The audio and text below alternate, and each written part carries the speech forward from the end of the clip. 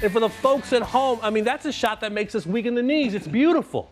It is beautiful, and it sort of has some mystique and some mystery to it. For me, when I was a peewee, hard to believe me being a peewee, but my home golf course was in South Carolina. It was called Tega Cay. I played there when I was about 12 years old, and the best player in the area, his name was Ralph Hughes, and he would hit big spinning wedges, and I was just amazed. I loved when I had a chance to either play with him or even get to watch him play. And I asked him one day, I said, Mr. Hughes, how do you spin it? And he says, well, son, you're going to have to figure that out on your own. So I spent like the next 3 or 4 years trying to figure out. I was fascinated by spinning the golf ball. And I figured it out. And Chris and I, we're going to, some things have to remain a mystery. We're going to point you in the right direction, but some of this you're going to have to figure out on your own. Yeah, and Phil's so good because he can control a spin both ways. I think that's the main thing, is controlling your spin.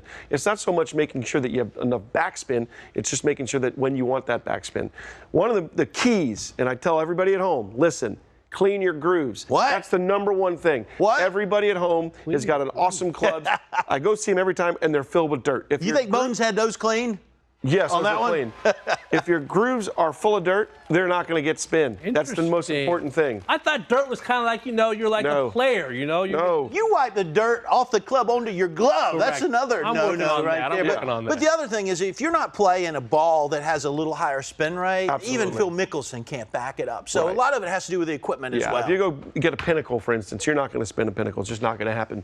You need some type of ball that has what we call balata. They don't have those anymore, but something that that grips the club and lets the grooves work and spins up the club. And hitting the ball first is the other key. Yeah, solid contact. But the other thing is, downwind, you're not going to be able to spin it as much. You're not going to be able to spin it as much if you have some grass around the ball. You got to have a clean lie.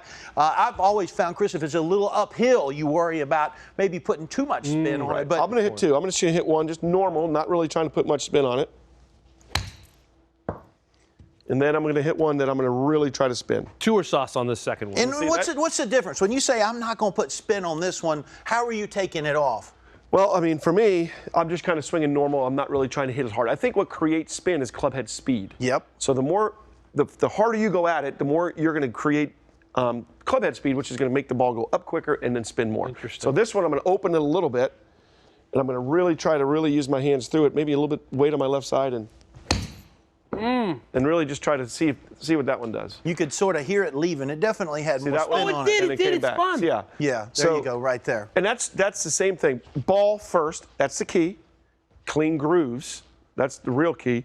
And then I always use my hand as instead of a club head because you can see the grooves. If each one between my fingers are the grooves, the ball needs to hit here first and then go up the club. That's what creates the spin of the ball. That's what makes the backspin happen. So you've got to hit ball first. You hit ground first, it's never going to spin. It's going to spin forward.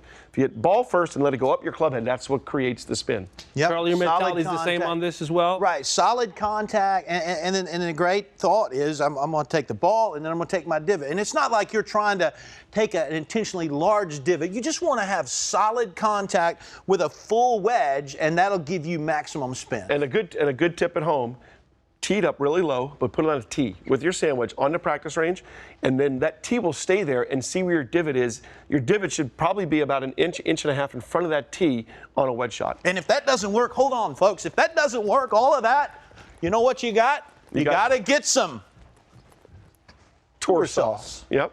Yeah. This'll put you right over the top, D. Gary, why don't you take that bottle on the house? To you. I don't think that's going to help you.